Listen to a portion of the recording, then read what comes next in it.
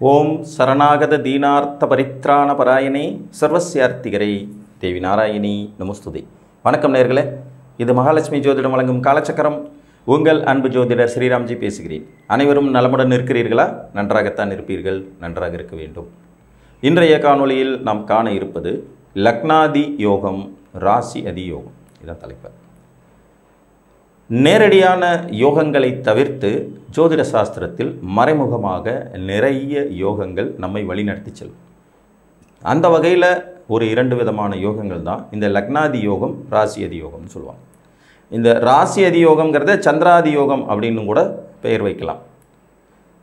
லக்னாதி யோகம், ராசி அதி யோகத்தினுடைய மெயினான வீடுகள் அப்படிங்கிறது பார்த்திங்கன்னா 6, 7, 8ஆம் வீடுகள்.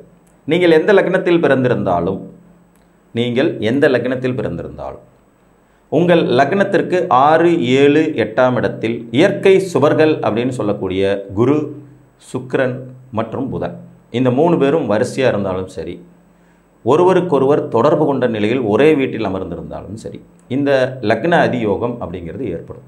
இதில் இருக்கிற ஒரு சூட்சமமான விஷயம் என்னென்னா, இந்த 3 சுபர்களும் உங்கள் லக்னத்தோட தொடர்பு கொள்வாங்கங்க. அதுதான் அதில் இருக்கிற ப்ளஸ் பாயிண்ட். உதாரணமாக, உங்களுடைய லக்னத்திற்கு 6, 7, 8ஆம் இடத்தில் புதன், குரு, சுக்கிரன் 3 பேர் தனித்தனியாக இருக்காங்கன்னு வச்சுக்கோம்.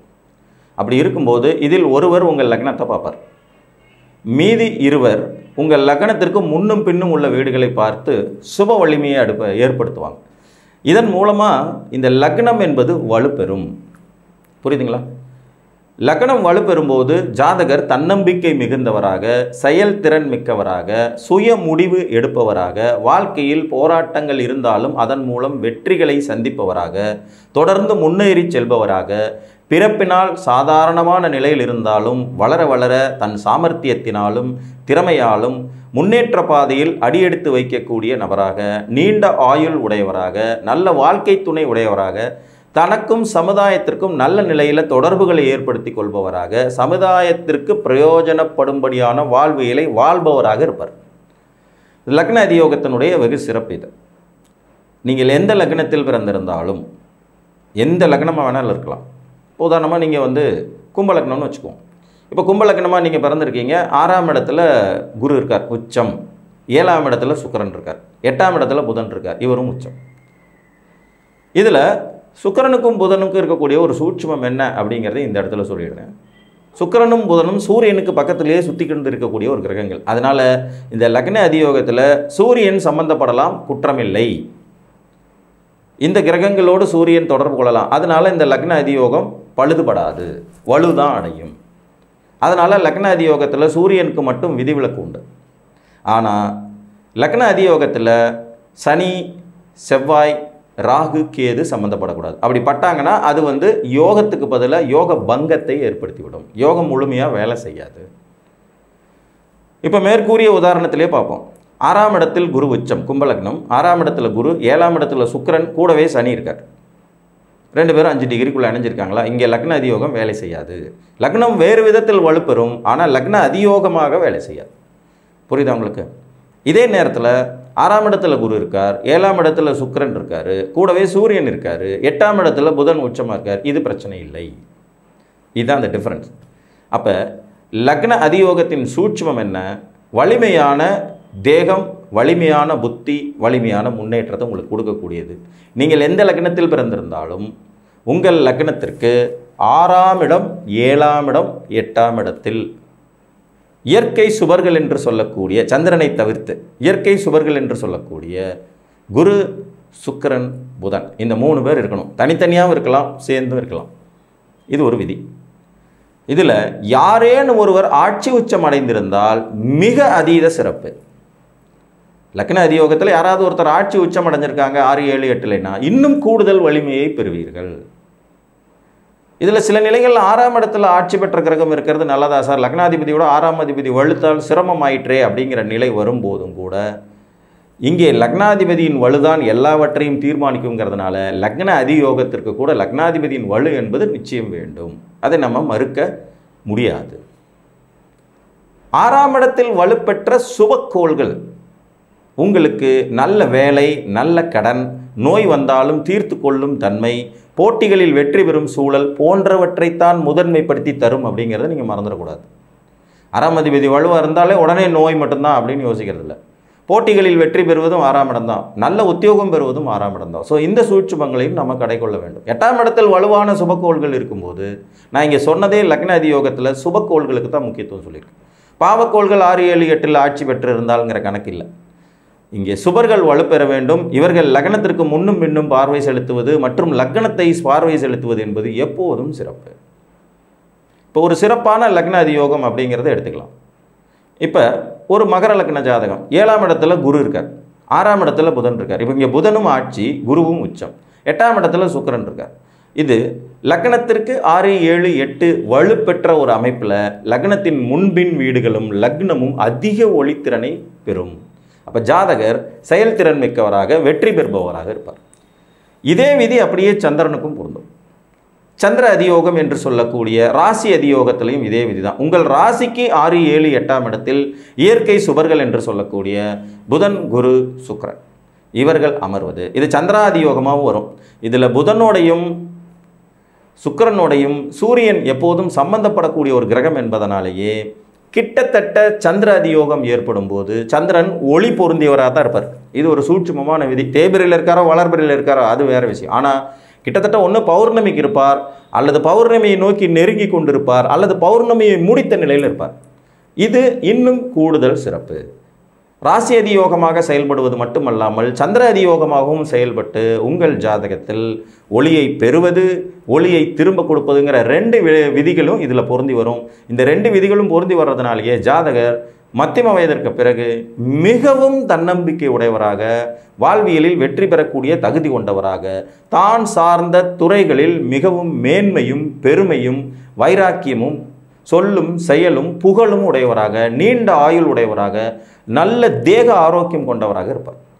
ஒரு தலைமை பொறுப்புக்கு தகுதி கொண்ட மனிதராக மாற்றுவது சந்திர அதியோகம், அதாவது ராசி அதியோகம் அப்படின்னு சொல்லலாம். இதுக்கு ஒரு உதாரணம் பார்க்கலாம். இப்போ நீங்கள் தனுசு ராசின்னு வச்சுக்குவோம். தனுசு ராசி, ரிஷபத்தில் சுக்கிரன், அதாவது ராசிக்கு 6ஆம் இடத்தில், மிதுனத்தில் புதன் ராசிக்கு 7ஆம் இடத்தில், கடகத்தில் குரு ராசிக்கு 8ஆம் இடத்துல. இது அப்படியே பாருங்கள், சந்திரன் குருவோட வீட்டில் இருக்கார், சுக்கிரன் ஆட்சி, புதன் ஆட்சி, குரு ஆட்சி. சந்திர அதியோகம் ஏற்படும். இங்கே ஒன்று சுக்கிரனுடையோ அல்லது புதனுடைய தான் சூரியன் இருக்க போகிறாரு, அல்லது கடகத்தில் கூட இருக்கலாம். இந்த 3 வீடுகள் எங்கேயாவது ஒரு இடத்துல சூரியன் இருக்கும்போது இது ஒரு முழுமையான ராசி அதியோகமாகவும் பௌர்ணமி யோகமாகவும் சந்திர அதியோகமாகவும் செயல்படும். இந்த உதாரணம் உங்களுக்கு புரியும்னு நினைக்கிறேன். இன்னொரு உதாரணம் கூட பார்க்கலாம். இப்போ கடகத்தில் கும்பத்தில் சந்திரன் இருக்கார், கும்பத்தில் சந்திரன் இருக்கார். இவருக்கு 6ஆம் இடத்துல குரு ஆட்சி, 7ஆம் இடத்துல புதனும் சூரியனும் 8ஆம் இடத்துல சுக்கிரன். இதுவும் சந்திராதி யோகம் தான். பௌர்ணமி யோகம், நேரடி பௌர்ணமி யோகமாகி பௌர்ணமி யோகம் சந்திராதி யோகமாக வேலை செய்து இந்த குருவுக்கு வலிமையை தந்து, புதனுக்கு வலிமையை தந்து, சுக்கிரனுக்கும் வலிமையை தரும். இதுவும் ஒரு அற்புதமான சந்திராதி யோகம், ராசி அதியோகம்னு எடுத்துக்கலாம். லக்ன அதியோகத்தில் 3 சுவர்கள் மட்டுமே 3, 7, 8, 6, 7, 8ஆம் இடத்தில் தொடர்பு கொள்ளும் நிலையில் ராசி அதியோகத்தில் 4 சுபர்கள் தொடர்பு கொள்வாங்க. ஏன்னா இங்கே சந்திரன் ஒரு சுபராகிடுவார்.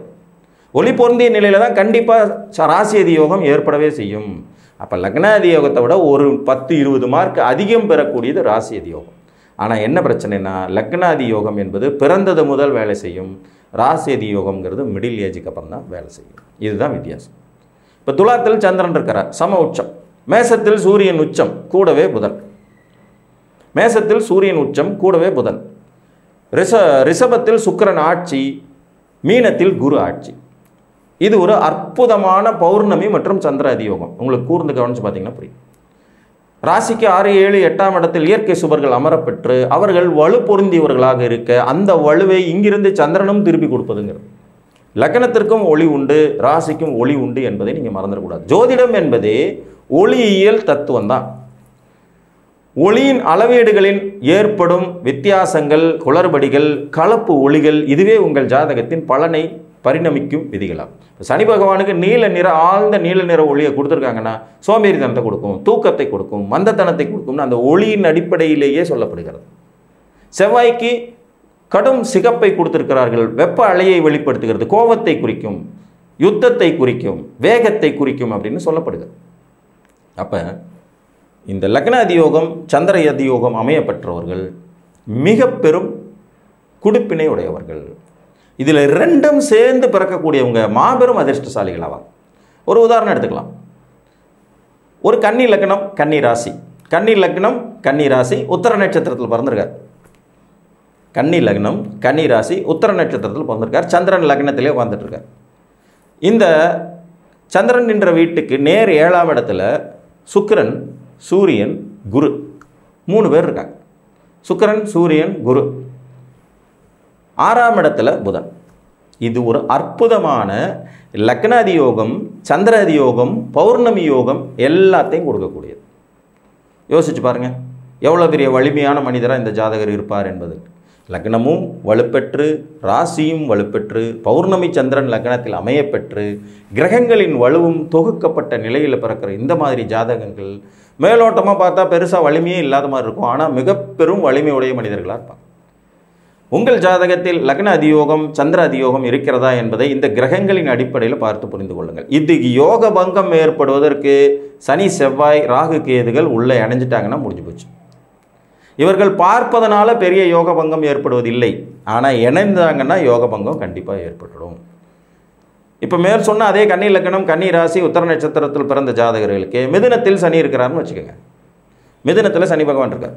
சனி 10ஆம் பார்வையால் அந்த 7ஆம் இடத்தை பார்ப்பார். அங்கே சூரியன் இருப்பார், சுக்கிரன் இருப்பார், குரு இருப்பார். ஆனாலும் அது பெரிய அளவில் யோக பங்கம் ஏற்படாது. இதுதான் சூட்சம். புரிஞ்சுதுங்களா? இணைந்தால் யோகம் பங்கம் ஆகிடும். இதே சனி பகவான் மீனத்திலே உட்கார்ந்துட்டு இருக்காரு அல்லது கும்பத்தில் ஆட்சி பெற்ற நிலையில் உட்கார்ந்துட்டு இருக்காரு, இது பங்கமாகும். யோகம் பெரிய அளவில் வேலை செய்ய விடாமல் தடுக்கும் அப்படிங்கிற மாதிரி எடுத்துக்கணும். எனினும் சந்திர அதியோகம் என்பதில் அனைத்து கிரகங்களும் ஒளி பெற்று விடும்ங்கிறதையும் நீங்கள் மறந்துடக்கூடாது. பௌர்ணமிக்கு நிகரான ஒளி பொருந்திய நிலையில் இருக்கக்கூடிய ராசியினால் ஏற்படக்கூடிய ராசி அதியோகம் தனக்கு 6, 7, 8ஆம் இடத்தில் இருக்கும் அத்துணை கிரகங்களையும் வலிமைப்படுத்தும், ஒளிப்படுத்தும். அந்த ஒளியினால் உங்களுக்கு நற்பலன்கள் ஏற்படுத்துவதற்கு தூண்டிவிடும் என்று கூறி மீண்டும் ஒரு காணொலியில் உங்களை சந்திக்கும் வரை உங்களிடமிருந்து அன்புடன் விடைபெற்றுக் கொள்வது உங்கள் அன்பு ஜோதிடர் ஸ்ரீராம்ஜி. நன்றி, வணக்கம்.